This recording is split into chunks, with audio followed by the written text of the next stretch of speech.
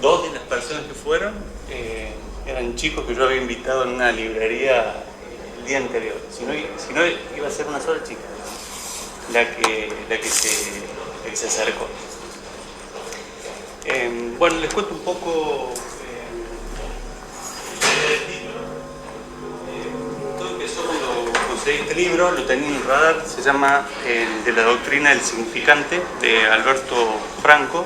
¿Se escucha bien o no? Sí, parece. Primero es como que acercarse y segundo porque un poco más concluso está agarrando un libro que yo no estoy... Está bien, a ver ahí. Ahí mejor. Ahora sí. A ver, les cuento, el título empezó un poco con este libro que lo tenía en el radar, lo logré conseguir en Buenos Aires hace un tiempo.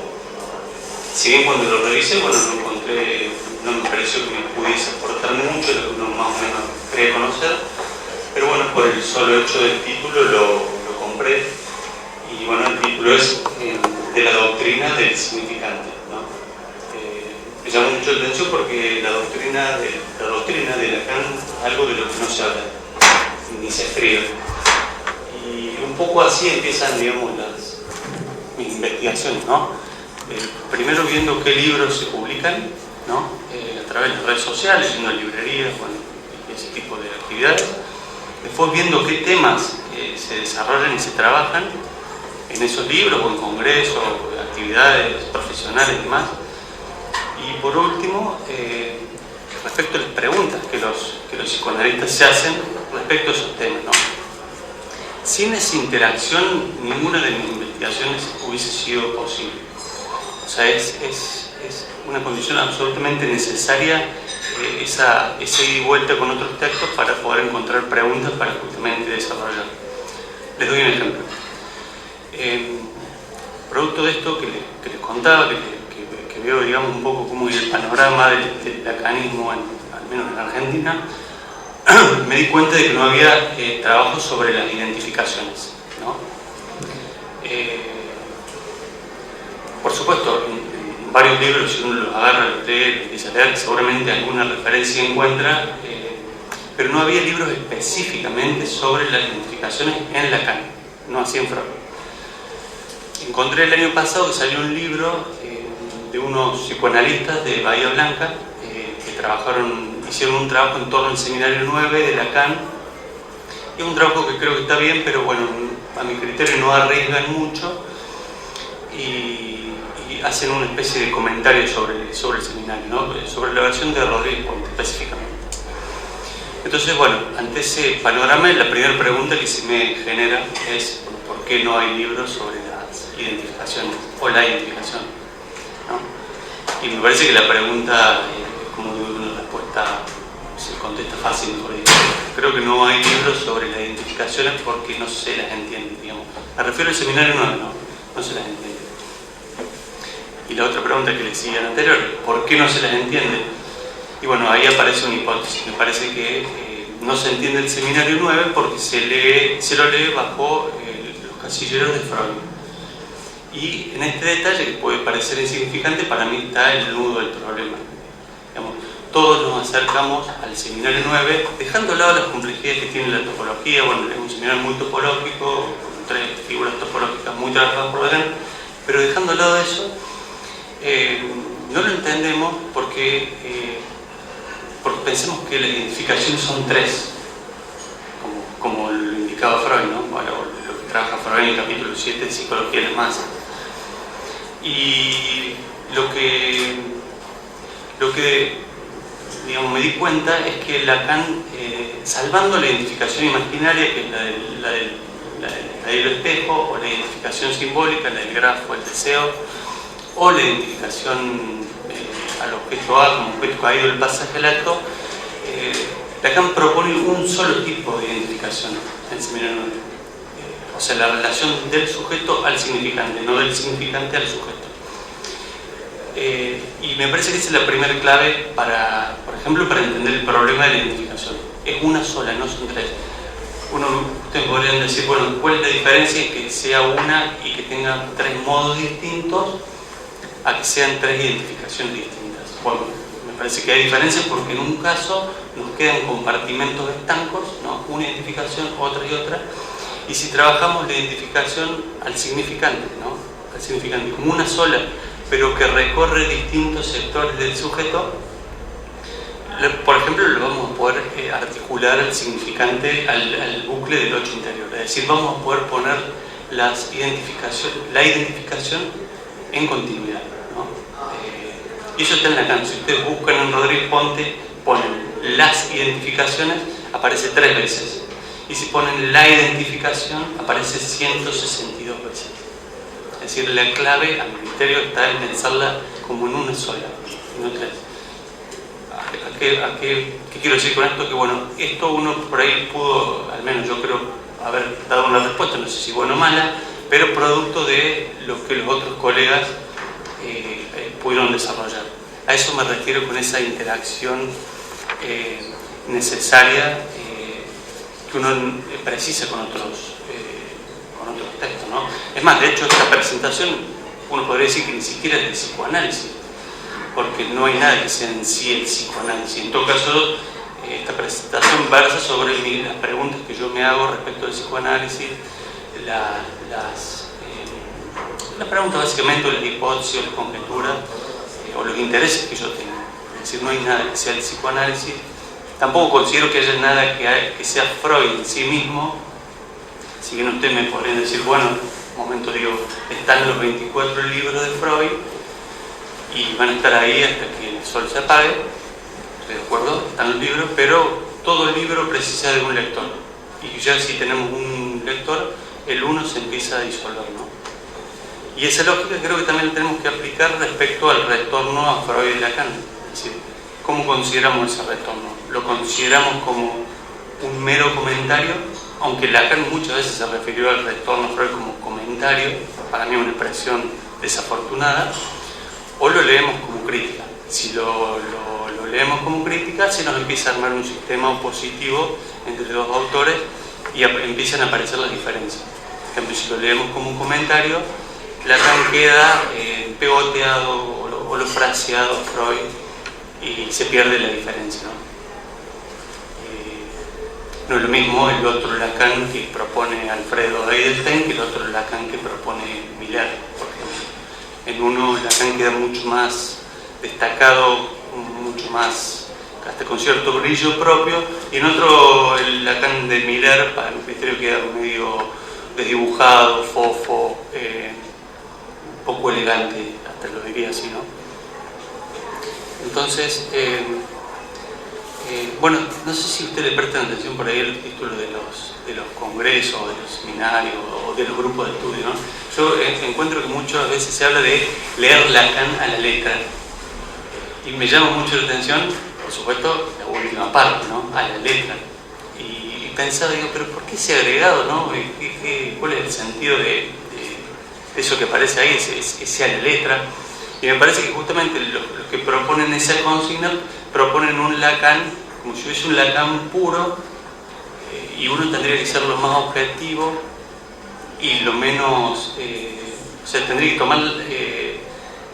considerar Lacan como algo en sí mismo y no justamente lo que me parece que es la idea de esta exposición, es pensarlos como los lectores necesarios para resignificar Lacan, ¿no? O sea, me parece que consideren a Lacan como algo en sí mismo o como Freud algo en sí mismo, y creo que es un punto de partida que me parece que al menos no conviene, por donde no conviene empezar. Por eso las consignas y las invitaciones son leer Lacan a la letra. Bueno, dos citas de Borges que encontré que me encantan. Esta es de Kafka y sus precursores, es de 1952. Uno por ahí no sabe si Borges era más lacaniano o Lacan era más borgiano. Estuve investigando un poco, pero bueno, hasta lo que sé no se encontraron nunca. Pero Lacan lo cita a Borges en la carta robada, y por las traducciones de Borges y los tiempos, todo indicaría que lo tenía en su biblioteca, pero bueno, no sabemos específicamente qué libros. Fíjense lo que decía Borges en 1952. El hecho es que cada escritor crea sus precursores. Su labor modifica nuestra concepción del pasado como ha de modificar el futuro, ¿no? de la Biblioteca de Babel. Este me encanta. Dice, la certidumbre de que todo está escrito nos anula o nos afantasma. Una palabra que inventó Borges, afantasma. Así que bueno, esta era un poco la introducción que quería hacer para que más o menos entiendan cuál es el espíritu de la presentación. Hago una breve digresión, digamos, para contarles un poco mi situación. Bueno, como decía recién Roberto, escribí estos 2 libros, ¿no? Conjetura del sujeto 1, 2, el año que viene saldrá la 3, una vez que termine la 3, seguramente será en marzo, o sea, abril del año que viene, empezaré el cuarto libro, y paralelo a eso estoy escribiendo un libro paralelo, que ya lo tengo medio visto, que me parece que va como a cerrar el bucle, o al menos completar un proceso respecto justamente, o sea, van a ser 5 libros en relativamente poco tiempo, respecto a esto que quiero hablar hoy, que es la doctrina de Lacan. Ese es más o menos en el berenjenal en el que estoy metido, digamos, hasta el 2025 o 26. Por ahí. Veremos si no me trago. Bueno, la primera idea respecto a la doctrina que quiero proponer es que toda doctrina es radical. No hay doctrina que no lo sea. No me quiero meter en la discusión sobre qué es doctrina, qué no lo es. No es mi idea por ahí ir a deslizarme ese tipo de campos, ¿no? Si son campos semánticos o campos filosóficos. Pero me parece que un poco la doctrina de Lacan, bueno, que quedó bastante tapada, se habla poco. Es una pregunta que por ahí no pensé mucho, es por qué quedó oculta, pero bueno, vieron que bueno, hace unos años se supo que Lacan no dijo en realidad que sean ustedes lacanianos, sino que yo soy freudiano. Dijo esa última parte, no dijo lo otro. Pero salvando eso, que no me parece tan decisivo, digamos, esta cuestión si dijo o no hay que perder de vista que Lacan le aplicó el adjetivo de lacaniano para referirse al significante, al signo, al campo, al álgebra. Habló Lacan de tesis lacanianas y efectos lacanianos, ¿no? E incluso llegó a decir en una conferencia que Foucault era poco lacaniano, ¿no? Además de que Lacan dijo 7 veces mi doctrina, 11 veces dijo nuestra doctrina, 11 veces dijo mi tesis, 13 veces creo que dijo nuestra tesis, ¿no? Así que yo parto de la premisa de que hay doctrina en Lacan, específicamente el sujeto, y yo siempre digo, no es que uno critique a Lacan los postulados, no es que uno critique las fórmulas o los enunciados de Lacan, sino que mi crítica hacia Lacan es no sobre lo que dijo, sino cómo dijo ciertas cosas y cómo se posicionó ante ante sus propias críticas, ¿no? Esa es esencialmente mi crítica. Yo no le critico a Lacan que el inconsciente está estructurado como un lenguaje, no lo critico. En todo caso habrá gente de otros tipos de psicoanalistas que critiquen eso, como esa famosa disputa entre Lacan y Lagasse o Laplanche, no me acuerdo. O sea, no cuestiono las tesis, pero sí cómo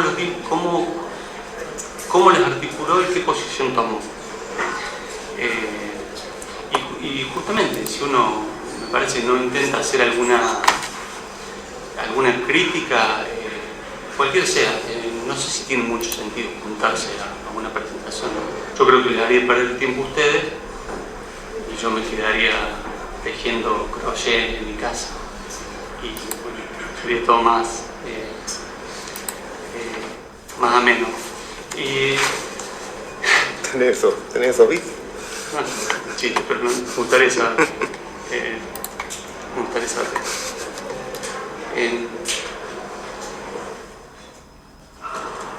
Bueno, el pic de Apolo. Calculo que la mayoría de ustedes conocen un poco más o menos cómo es Apolo. Lo que les propongo es que programa de Apola es estructuralista, formalista o burbaquista, como les guste. Y mi posición por ahí es más hiperestructuralista, hiperformalista o hiperburbaquista. Es decir, trato de tensar, así como trato de tensar a Lacan, trato de tensar al PIC de Apola, ¿no? Que genere justamente más oposición en la misma discusión entre nosotros. Si bien hay mucha gente que se ha ido de Apola porque creen que el programa es rígido, bueno, si se aceptase lo que yo propongo, se iría más gente aún. Quedaríamos pocos. Quedaría yo como una suerte así de jacobino de Apola. Y espero que no me corten la cabeza, ¿no? Como terminaron los jacobinos. ¿Dónde me interesa dar la discusión? Bueno, siempre, por supuesto en los libros, por eso siempre me interesó el formato libro, en muchas presentaciones que invitan, o no muchas, en algunas, lo que trato siempre es de armar un texto escrito, que seguramente de esta presentación lo haré, para que justamente se pueda criticar lo que digo. Y que quede escrito, yo lo subo a mi página web, lo subo a las redes, la gente lo puede revisar y criticar. El otro día en Facebook estaba viendo cosas y justo encontré que dos colegas de México criticaban el título de una presentación porque decían que no era novedoso. A mí me parece, digamos, bien la crítica, pero a todo esto fue una presentación que di en Apola, que me tomó 70, 80 horas armar, escribir, leer o más. Armé el texto y sobre el texto no dijeron nada.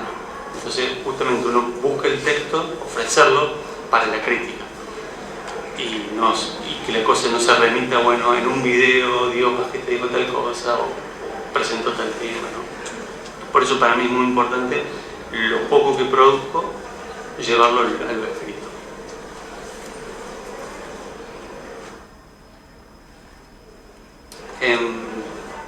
Bueno, trato de que mi humilde aporte al psicoanálisis, todo esto son cosas que le empecé a pensar hace poco, digamos, ya cuando uno puede avanzar en los libros y este tipo de cosas, ¿no? Bueno, trato que mi humilde aporte al psicoanálisis, digamos, responda a tres dominios como diferentes, ¿no? Uno responde más lo que sería el estilo, otro respecto a los contenidos, ¿no? Y otro respecto al método de cómo trabajo. Bueno, respecto al estilo, quizás se vayan dando cuenta, yo trato de no parafrasear a Lacan, trato de no comentarlo, trabajo mucho con citas y de cierta manera lo que hago es que los enunciados, trato de que Lacan hable lo más posible a través de sus enunciados y que mis enunciados queden lo más en segundo lugar posible. Por eso trabajo con citas. Y si en todo caso aparece mi enunciación en el sentido que yo elijo qué pregunta o qué tema trabajar. Y el estilo implica, por supuesto, desconfiar de digamos, de lo que uno lee de los colegas, hasta desconfiar de Lacan mismo. Uno puede incluso decir, bueno, pero Lacan dijo esto acá y en otro lado dijo otra cosa. Pero hace falta desconfiar para poder cotejar a Lacan con Lacan mismo, ¿no? O sea, si bien en un montón de cosas, porque seguramente seré muy ingenuo, yo siempre digo que los bancos a mí me duermen siempre con las tasas, con los seguros, con las compras que no he hecho, con todo ese tipo de movimientos que la verdad es siempre, pero en otras cosas soy insoportable, digamos, soy muy controlador y de estar muy encima de los textos, ¿no? Para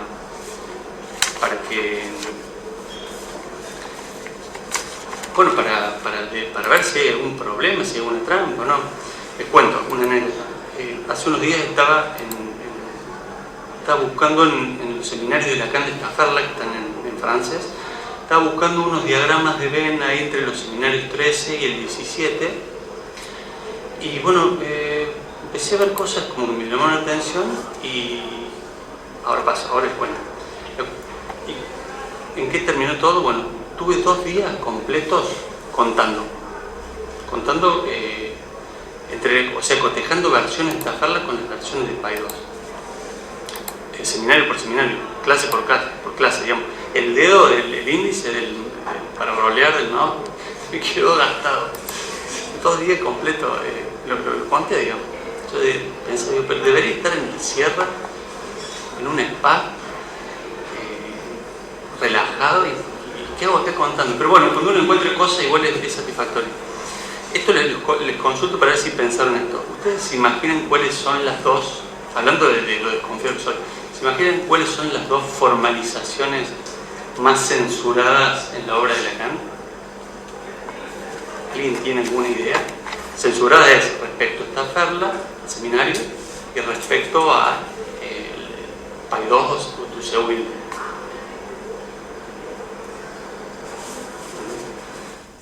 Dos días contando.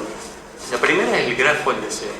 Para que se den una idea, vamos, Staffordla son 27 seminarios más el 19 bis, que es el seminario del saber del psicoanalista.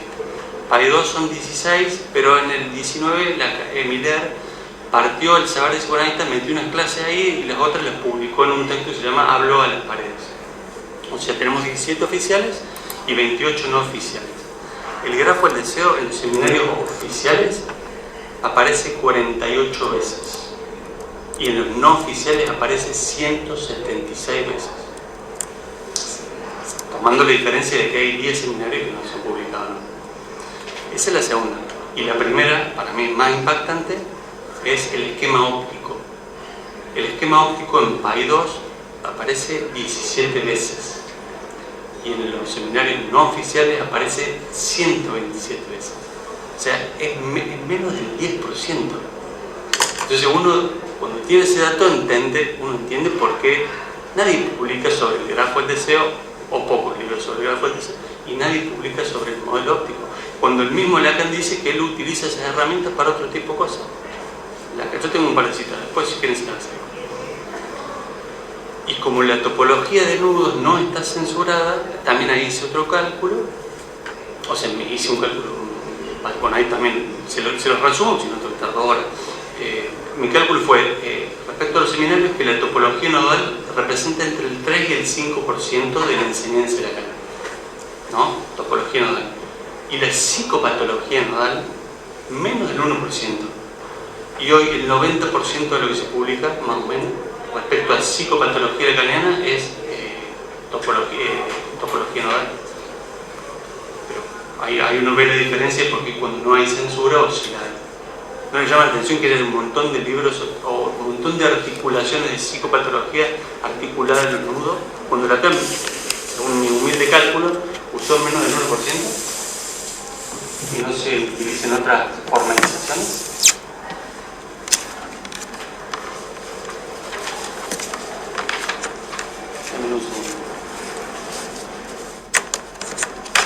Bueno, eso con respecto al estilo, ¿no? Esto de desconfiar y bueno, y ver qué es lo que realmente pasa.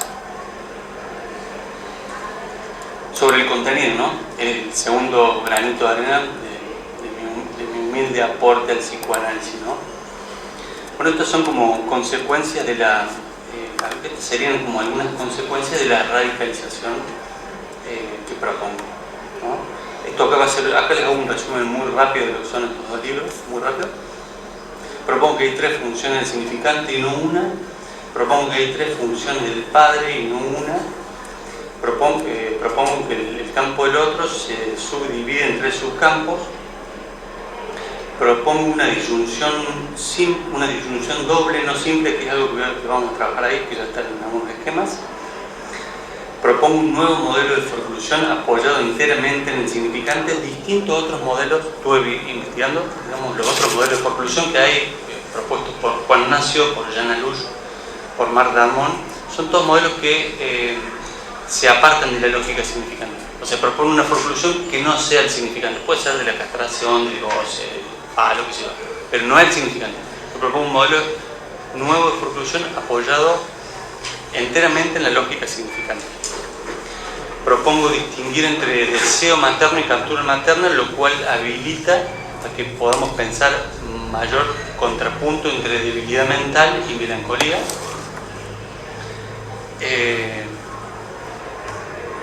Y bueno, también hablo un poco del significante en una propuesta que propongo que el significante en la psicosis conviene pensarlo como signo, a diferencia del significante en el campo de intervalos que se debe leer como letra, ¿no? Esto respecto al contenido. Respecto al método, les cuento, yo trabajo y abogo, digamos, en cierto punto, por un psicoanálisis con las siguientes características, ¿no? Propongo que el psicoanálisis tiene que ir hacia una descentralización, es decir, no retornar a un autor, ni a Freud, ni a Lacan, ni a ninguno que sea un autor, sino justamente trabajar con un programa de investigación en el que no hay centralidad, sino que hay un programa que a su vez se va modificando por los aportes de nuevos psicoanalistas, filósofos, científicos, cualquier sea. O sea, no trabajar básicamente con retorno a un autor. Propongo, respecto sobre todo a la formación del psicoanalista, esto son cosas que bueno, se trabajan mucho en Apola, ¿no? Un psicoanálisis horizontal y no vertical. ¿Ahí se escucha? ¿Se perdió? ¿Se escucha? Propongo un psicoanálisis horizontal, no vertical. El psicoanálisis vertical es un poco lo que llevó a Lacan a que se analice con Lowenstein, que era 2 años más grande que él, pero que sabía casi menos de Freud o de psicoanálisis que Lacan. Pero ¿por qué pasó eso? Porque Lowenstein se había analizado con Hans Sachs y Hans Sachs se había analizado con Freud. Entonces, ese tipo de sistemas en que se priorizan el orden de llegada me parecen una estafa. Por eso en chiste suelo decir que la formación del psicoanalista clásica está estructurada como una estafa. Está estructurada, no digo que sea una estafa, se hago la misma salvedad que Lacan. De hecho, por ejemplo, no sé si sabían, hay un canal de YouTube de los primos del campo freudiano en el que se llama ¿Cómo comencé mi análisis? Y ellos cuentan su análisis. Y Jorge Chamorro cuenta que él se inició en el psicoanálisis 10 años antes que Miller, tuvo 2 análisis antes que Miller, pero como Miller llegó antes a Lacan, Chamorro se terminó analizando con Miller. Entonces, son sistemas en que los más viejos o los que llegan primero se ven netamente favorecidos. Distinto a una formación del psicoanalista en la que cualquier persona que se esfuerce, incluso que se sacrifique, que le dedique tiempo, que se dedique a eso, puede hacerlo, ¿no? Y que también el factor dinero no sea decisivo, porque hay gente que por ahí no tiene dinero para analizarse. Bueno, en una estructura vertical no tiene modo de convertirse en psicoanalista, básicamente, ¿no? Otro punto, bueno, acá propongo que tenemos que distinguir bien entre lo que son fórmulas ambiguas, amplias y que confunden, de fórmulas restringidas, precisas y que distinguen, ¿no? Las primeras, digamos, son las que se prestan a la vulgarización, al parafraseo, lo que le decía hace un rato, y las segundas son las que abren campos de investigación. Fíjense ahí en el pizarrón, yo me voy a poner de pie, arriba hay un esquemita que aparece en el seminario 5, ¿no? Ese esquemita no está en la edición oficial, en la edición de Estafarla, es un injerto de los editores, y les doy un ejemplo de vulgarización muy notorio y muy claro. Lacan nunca dijo, nunca, el significante, el nombre del padre reemplaza al deseo de la madre. Siempre dijo, el significante, el nombre del padre reemplaza el significante, el deseo de la madre. No es el mismo, porque si no ponemos significante al deseo de la madre nos queda una fórmula como freudiana. Si el padre viene y tacha a la madre. En realidad una vez lo dijo, lo encontré de casualidad, pero me parece que fue por descuido. Porque si uno ve todo el seminario 5 el texto de una cuestión preliminar donde Lacan trajo mucho esto, nunca jamás dice que reemplaza el deseo. Siempre dice que el significante nombre del Padre reemplaza el significante del deseo. Y en ese esquema no aparece significante. Entonces, como no aparece significante, uno ya tiende a visualizar la cosa de otra manera.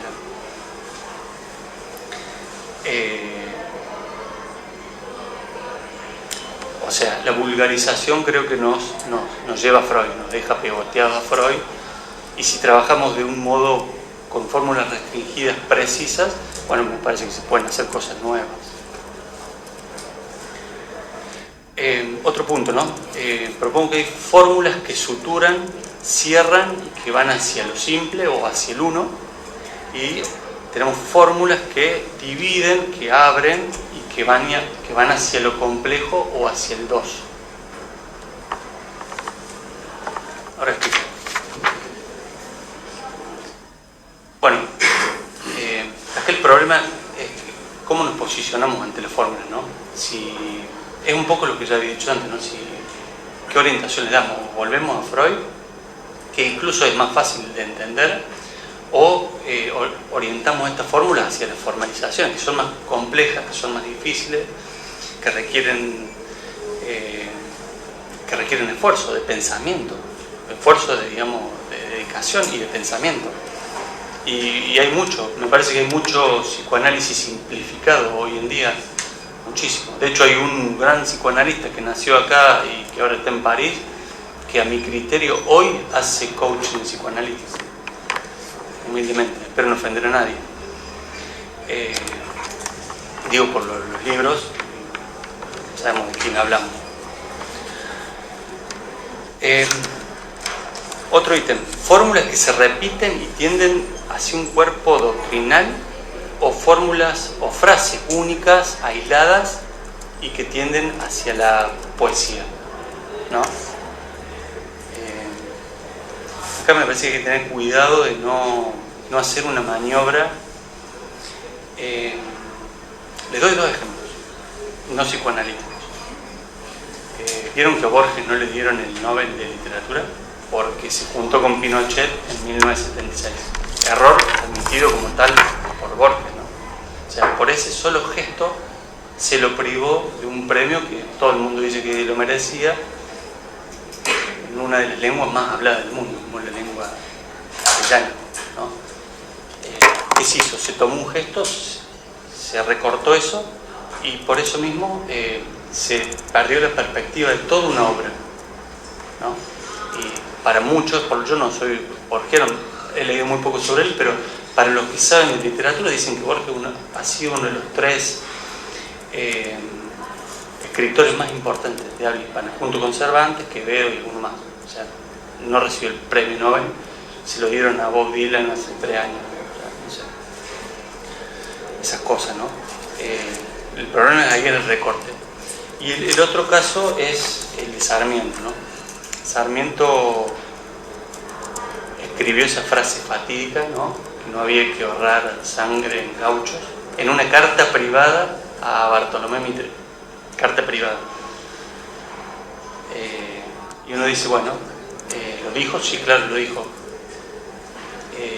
¿Ustedes conocen la obra completa de Sarmiento?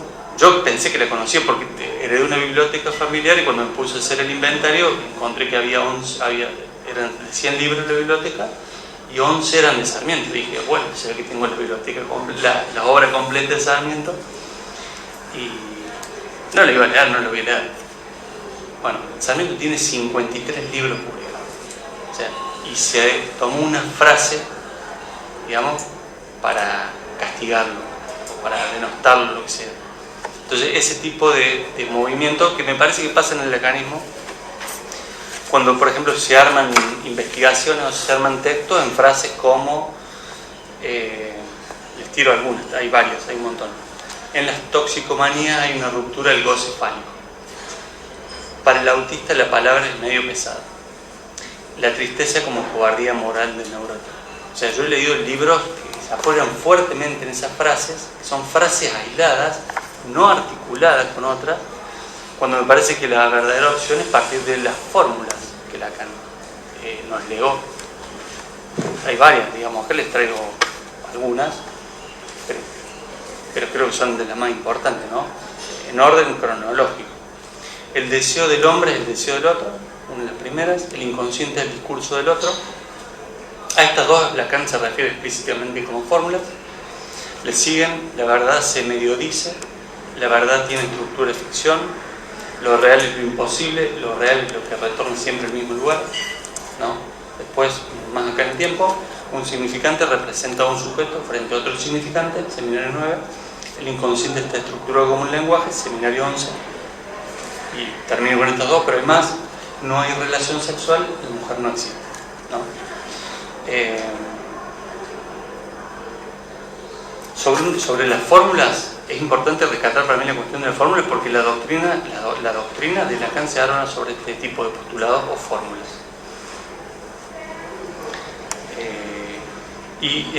Para mí algo llamativo es que Lacan, por ejemplo, si se fijan, nunca definió, nunca le encontró una fórmula o no lo buscó ni para lo simbólico ni para lo imaginario, no así con lo real, que hay 2 o 3 definiciones en las que Lacan se apoya constantemente. Y como último punto, respecto al método de trabajo, creo que hay que pasar de lo que, esto es medio difícil, pero bueno, lo voy a decir, es pasar del argumento de una función a la función propiamente dicha, que sería una función vacía. Les cuento más o menos en este segundo libro los pasajes que yo logré establecer en estos 2 textos. Es pasar de la represión en Freud a lo que es el significante. Creo que son los dos conceptos equivalentes en importancia. Eso lo tengo trabajado también en unos artículos que he subido a mi página web. O sea, propongo que pasar de represión significante, de significante a función significante, y después de función significante a funciones significantes, en plural. Ese es un pasaje. El segundo es pasar del padre en Freud, que es el padre filogenético, histórico, primordial, al padre en Lacan, que es un significante. El segundo pasaje es pasar del padre en tanto significante a la función del padre. Y el tercer pasaje es pasar de la función del padre a las funciones del padre. Fíjense cómo se va haciendo cada vez más sintáctico, o sea, menos semántico y más sintáctico. Y respecto a la forclusión, es lo mismo, ¿no? Pasar de lo que es la expulsión de un elemento, que es un poco lo que Freud define como Verwerfen, un elemento expulsado, a la forclusión de un significante, de la forclusión de un significante a la forclusión de una función, y de la forclusión de una función a las forclusiones de las funciones, ¿no? Esa es un poco la idea respecto a este punto de lo que sería el método y como al menos yo intento trabajar. Bueno, se habrán dado cuenta que hablé bastante, sobre todo en estos últimos ítems, de la fórmula.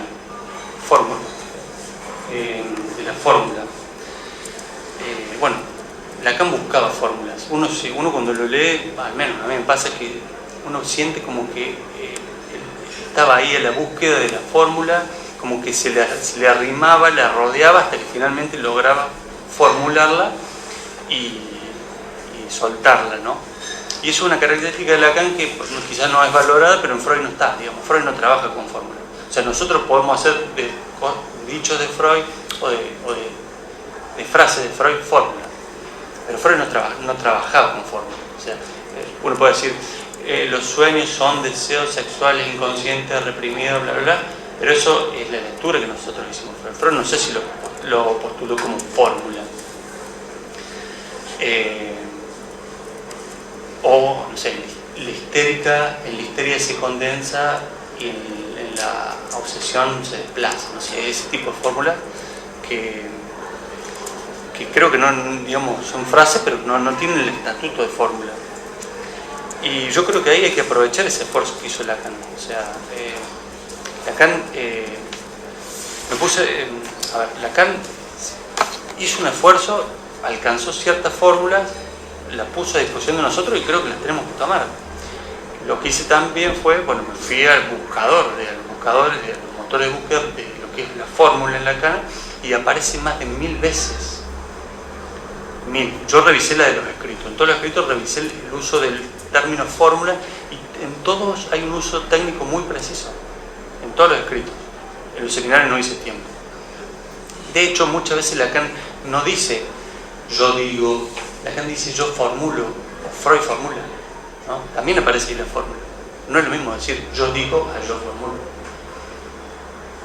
Y también la fórmula me parece que quedó opacada por el matema. El matema, todos nos llenamos la boca hablando del matema, y creo que la fórmula es lo que antecede o lo que prepara, lo que posibilita que Lacan pueda alcanzar el matema, que creo que es de 1970 o a partir de 1970 en la fecha, digamos. De hecho, si nos ponemos a pensar lo que es la fórmula del fantasma, para mí debería decirse el matema del fantasma. Lo que pasa es que Lacan no tenía matema en 1958, porque tiene una estructura algebraica. La fórmula tiene estructura lingüística y el matema tiene estructura algebraica. Pero no creo que ninguno sea más importante que otro. Creo que hay que incorporar la fórmula, ¿no? No solamente quedarse con el matema.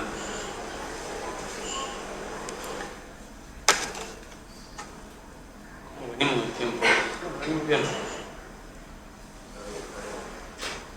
Bueno, voy a empezar a darle un poco el cierre. Esta parte es complicada. Recuerden que sobre esto voy a armar un texto escrito mucho más prolijo, con toda la cita, así después ustedes lo pueden leer. Para mí es mejor siempre leer un texto que escuchar a alguien que lo comente. Lo específico que quiero proponer hoy, un poco lo delante, es hablar de lo que es proponer un pasaje de lo que es la disyunción simple, la disyunción doble, a la doble disyunción, pero para eso lo que hay que hacer es, primero, fíjense el esquemita debajo del seminario 5, que hay un triángulo y un cuadrado. Bueno, yo propongo que hay que pasar de un esquema de 3 patas a un esquema de 4 patas, dicho así en criollo, ¿no? Ahí se ve el diagrama, o sea, pasar de un diagrama que es el triángulo, en el que tenemos sujeto, saber y verdad, y el otro, que es un cuadrado, en el que tenemos sujeto, verdad, saber y ser, ¿no? Son 4 términos y en el otro hay 3. Bueno, ¿por qué le sumo el ser? Porque es el elemento nuevo. En realidad me vino leyendo a Badiou. Vieron que, no sé si han leído Badiou, o al menos el ser y el acontecimiento. Badiou trabaja con el sujeto de Badiou, se compone de saber, ser y acontecimiento, digamos. El acontecimiento vendría a ser como lo que perfora el ser y produce una verdad, una cosa así dicha, mal dicha, digamos, dicha en criollo. Pero me parece que Badiou lo obtiene de Lacan. Entonces yo, por eso, la maniobra que intento hacer es recuperar eso y traerlo para nosotros.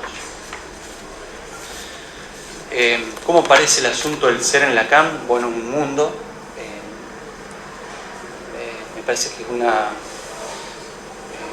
un tema sumamente complicado, pero bueno, al menos hay algunas ideas con las cuales podemos empezar a pensarlo. Seguramente apareció esto es una novedad, pero hay que decirlo, con lecturas.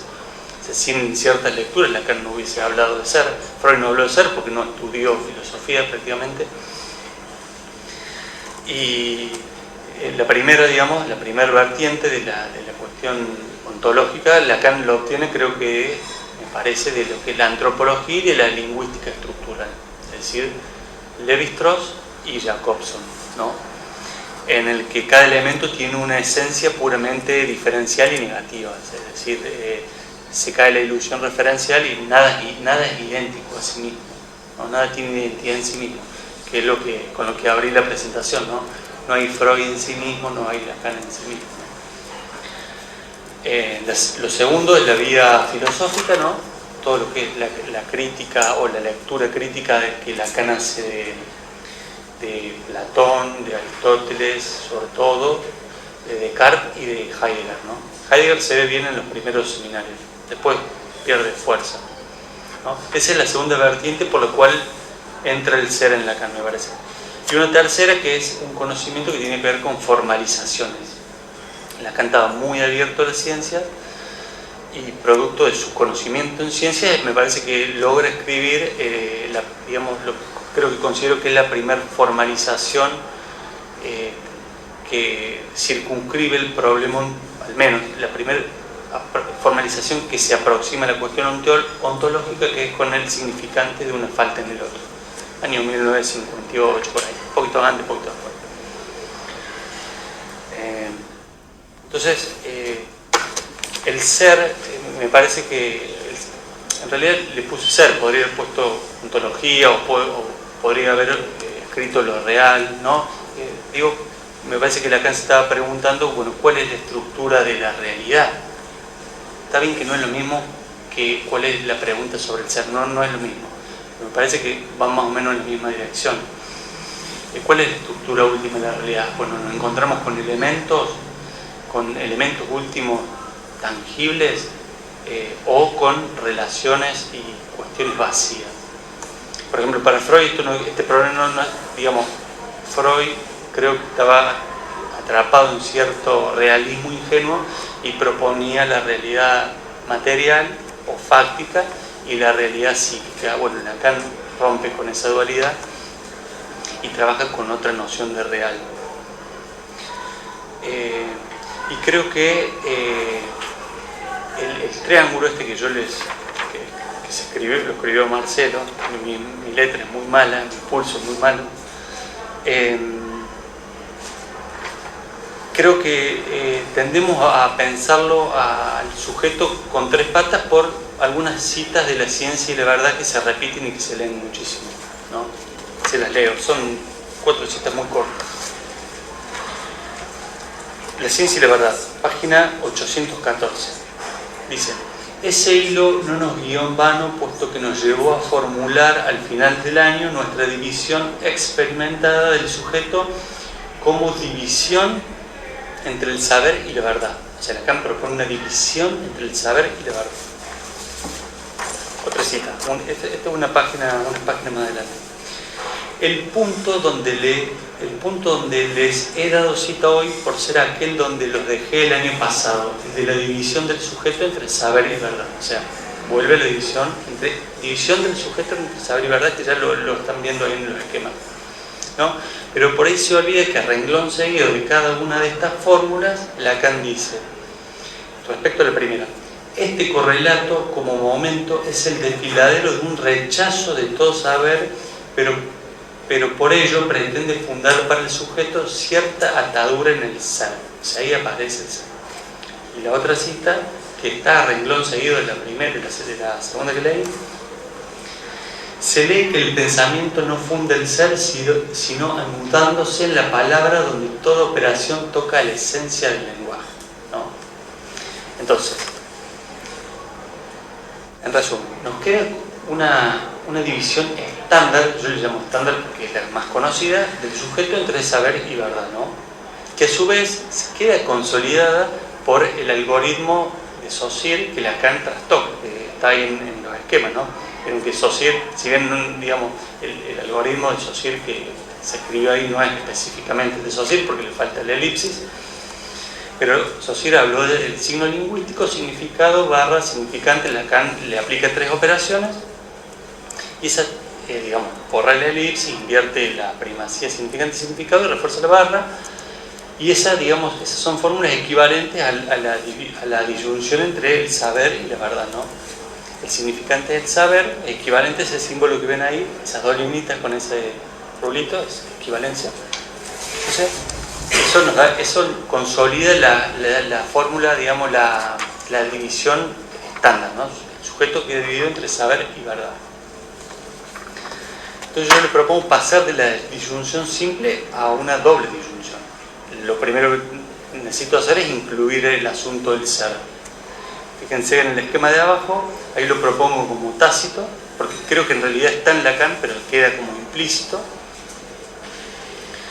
Ahí se ve una flechita, que esto lo desarrollo en mi primer libro, La conjetura del sujeto 1, ¿no? Que propongo 3 niveles del sujeto. Fíjense que el saber está en el medio entre el ser y la verdad, ¿no? Y ahí saco otra flecha que es que propongo, que me parece que es el verdadero como algoritmo o fundante de la función significante que aparece en la instancia de la letra.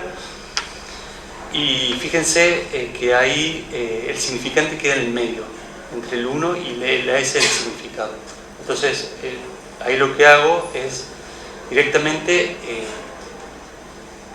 si ustedes ven el último esquemita que dice la conjetura 2, que es el segundo libro, ahí trabajo como que la disyunción es entre ser y verdad, pero lo que hace el corte es el saber, o sea, la barra es el saber.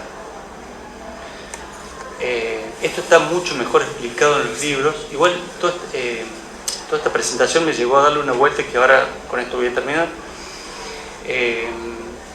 Yo siempre trato de, a mí me ayuda mucho cuando investigo y demás, es hacer esquemas, ensayar cosas por la cuestión visual, poder visualizar los conceptos, las fórmulas, ¿no?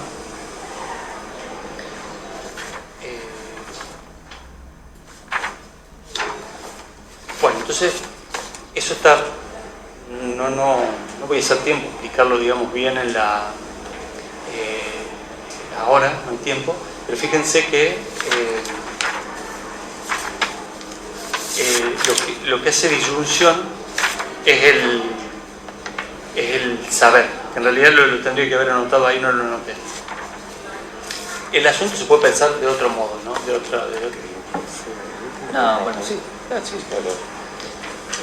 El asunto se puede pensar desde otro lado, ¿no? A ver si ayuda a que me sigan, digamos. El rojo. Se puede pensar desde otro lado, a ver si eso nos ayuda, ¿no? El sujeto en Lacan. ¿Es previo el corte? ¿Es el corte o es efecto del corte? Bueno, Lacan trabaja con las tres opciones. Acepta las tres alternativas, ¿no? Les doy un ejemplo. La verdad, ¿no? Pasamos de la verdad no dicha, la verdad reprimida, al acto, al corte, y a la verdad que se medio dice o se establece, ¿no? Ahí tenemos la verdad en tres niveles distintos: previa, corte y como efecto. Con el saber lo mismo, tenemos el inconsciente como saber no sabido, corte, y el otro es, vendría a ser cuando el inconsciente se articula a los significantes del caso, es decir, uno dice el inconsciente como efecto. Otro ejemplo, el pase como dispositivo, ¿no? El pase es, tenemos analizante, corte, analista, ¿no? El corte es el pasaje de analizante a analista. Eso propone Lacan. Esto muy resumido. O del lado del analista, sujeto supuesto saber, corte, objeto A o destitución subjetiva, ¿no? Fíjense cómo Lacan en un montón de niveles trabaja, se manejan esos tres, ¿no? Lo previo, el corte y el efecto. Yo acá lo que busco destacar es el corte.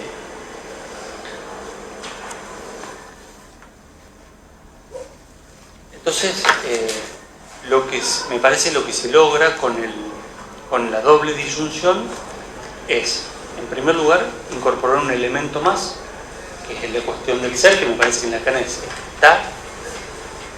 Insisto, por estas citas de la ciencia y la verdad no fueron incorporadas, digamos, a lo que es la disyunción. Y me parece que justamente si uno lo articula en bucle del 8 interior, como lo está dibujando Marcelo, uno puede ver cómo no solamente queda el corte es equivalente al significante que se recorta. Estas son cosas que por ahí no puedo explicar ahora. El corte incluye el ser, y fíjense en el 8 interior incluye, digamos, incorpora la verdad, es decir, el doble corte. La doble disyunción permite pensar el doble corte, que a su vez corta tanto el ser como la verdad, en vez de un corte simple que solamente recorta la verdad, como es lo que uno por ahí intuitivamente tiende a pensar cuando lee la ciencia y la verdad. El sujeto se divide entre saber y verdad. Este es lo que está diciendo, ¿no? Y otra de las virtudes que me parece que tiene este pequeño modelito es una, digamos, no sé si una virtud, me parece que tiene alguna posibilidad en la clínica, porque si pensamos el síntoma por un lado, ¿no? El Edipo, y la verdad, ¿no? O sea, Lacan siempre, esto acá me tienen que confiar en mi buena fe. Hay un montón de citas en las que Lacan hace como una suerte de coalescencia entre lo que es verdad, síntoma y Edipo. Hay un montón, no las traje, las tengo. Esto va a salir el año que viene cuando saque el libro. Y hay otro conjunto de citas muy fuertes en las que Lacan tiende a agrupar Faltenser, castración y neurosis. Entonces, creo que una de las virtudes, no sé si virtudes, o una de las posibilidades que tiene este modelo es que permite pensar la cuestión clínica.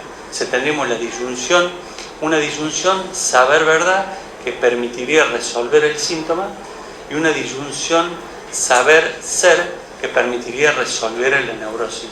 Y quizá en el doble corte se puede articular síntoma y neurosis.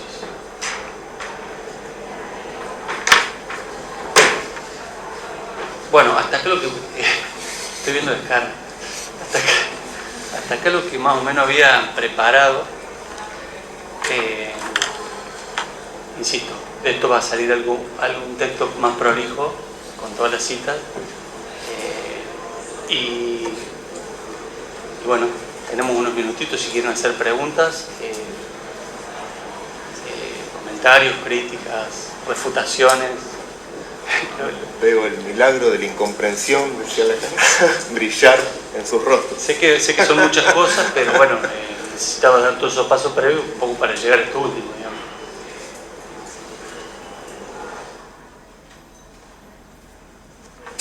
Sí.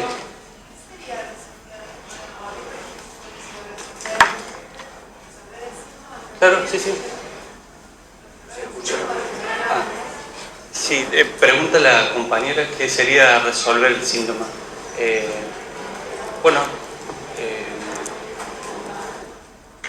Curar, me refiero a resolver el síntoma como curar el síntoma, que el síntoma desaparezca.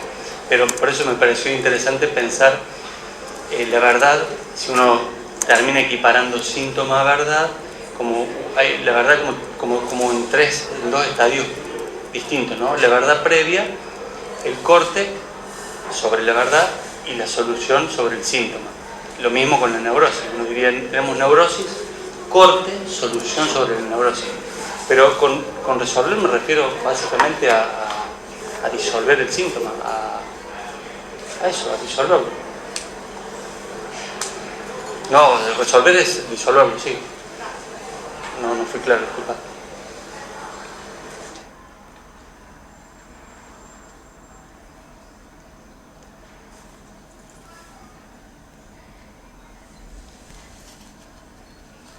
Sí. Quería hacerte algo así como proponer una salvedad. Dale. Respecto a que todo el texto lo escrito lo hago a la espera del lector, Sí. y que como tal no existe su esencia. Claro. Pero por esa vía, especialmente en psicoanálisis, por esa vía se llega a cada lector. Cada lector lee lo que lee. Claro. Con lo cual se produciría un problema que es que no habría límite a la interpretación. Lo que tiende a suceder en la técnica psicoanalítica comparada, ya que muchas actividades clínicas se produce una situación estilo, se presenta un caso, el analista 1 dice a mí me llamó mucho la atención A, el analista 2 dice no, a mí me llamó mucho la atención B, el analista 3 a mí me llamó mucho la atención C, ¿no? Sí. Sigue infinitamente porque los números y las letras pueden seguir infinitamente. El problema es que, bueno, toda interpretación tiene el mismo nivel de validez, de pertinencia. Claro. Por eso yo propuse que había, por ejemplo, con Lacan, otro Lacan. Me parece que hay uno en el que Lacan queda distinguido, que es el que vos propones, en el que Lacan queda distinguido, opuesto a Freud, con cierto brillo propio, y después otro Lacan en el que queda agositado, pegoteado. Claro, pero otro podría venir a decir que hay un tercer Lacan, y otro podría venir a decir que hay un cuarto Lacan. Me da la impresión que habría que lograr cierta acotación, lo que se llama habitualmente los límites de la interpretación. Y a mí me da la impresión que la única forma de arribar a un contexto que limite la interpretación es utilizar algún procedimiento analógico con la ciencia.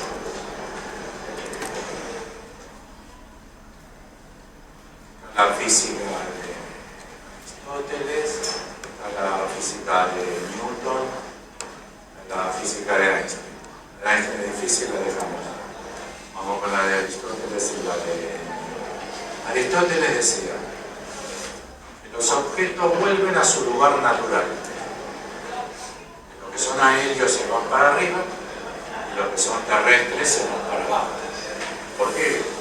Es el lugar natural. Y todo en el universo tiene su lugar natural, al menos sublunar. Para abajo, todo tiene su lugar natural. En esta física, la de Aristóteles, la más exitosa de todas, porque duró 2000 años, es imposible que haya aviones que van para arriba. Naturalmente deberían caerse, cosa que hasta los hermanos Wright se sostuvo con convicción. No puede haber aviones. Vamos a ver, una cosa de madera o de fierro va a volar. Hasta Newton con la fórmula de la gravitación universal, que tiene enorme cantidad de virtudes en muchos sentidos. No solamente que resuelve fenómenos, que se articula mejor a los experimentos, sino que es altamente predictiva. Claro. Se puede decir que va a suceder con un planeta en 2000 años. Y me parece que en psicoanálisis nos hace falta algún tipo de lógica de un procedimiento así que nos lleve a plantear, mañana lo vamos a discutir más, lo que apoya, vamos a discutir un caso clínico, que hay interpretaciones mejores para un caso que para otro. Se puede suponer que el síntoma histérico está causado por el mal de ojo de la cuñada, o que el síntoma histérico está causado por un conflicto estructural armado por el sistema de relaciones. Son dos interpretaciones, pero me parece que hay que lograr decir que hay algún procedimiento por el cual se valide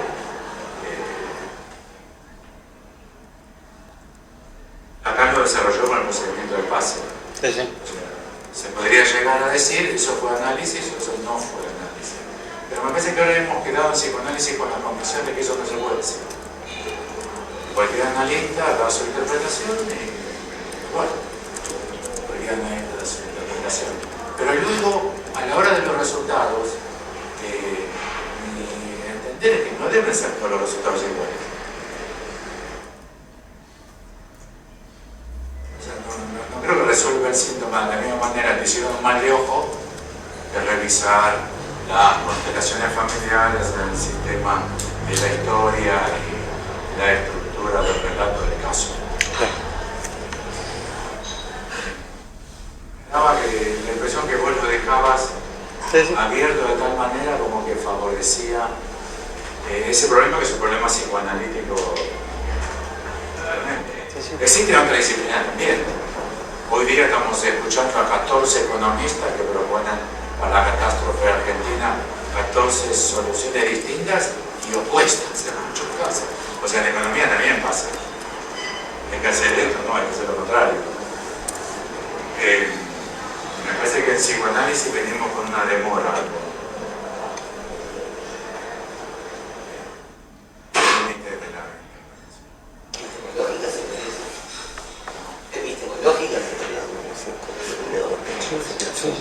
Sí, sí, sí.